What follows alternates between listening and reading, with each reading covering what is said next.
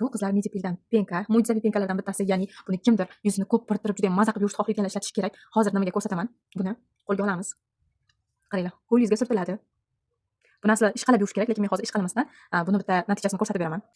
Bu penkani hali yuzimda ishqalaganim yo'q. Bir marta surtdim. Buni foydasi yuzni oqartiradi, poralarni chuqur tozalaydi. O'sha 3 martada effektini juda yaxshi his qilasiz. Yuzni juda ham oqartirib, bittada yuzingiz oqarganini his qilib, juda ham zo'r chuqur tozalab beradigan penka. Buni ko'pirishi ham juda ham zo'r. Mana hali bir marta bunday surtganimni o'zida ko'pirib ketyapti. Agar buni ishqalasangiz 3-4 barobargacha ko'payib ketadi. Ko'pirishi ishqalamasa ham o'zidan o'zi ko'piryapti. Ya'ni bu ko'pirish bilan poralarni chuqur tozalab beradi.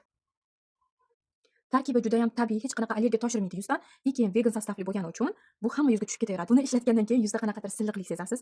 Keyin bu yuzdagi qurishni oldini oladi, ya'ni yuz qurib ketishini ham oldini oladi va poralarni juda ham chuqur tozalaydi. Mana o'z-o'zidan ko'pirib ketadi. Agar qo'lingiz bilan ishqalasangiz 3-4 barobargacha ko'proq ko'pirib ketadi.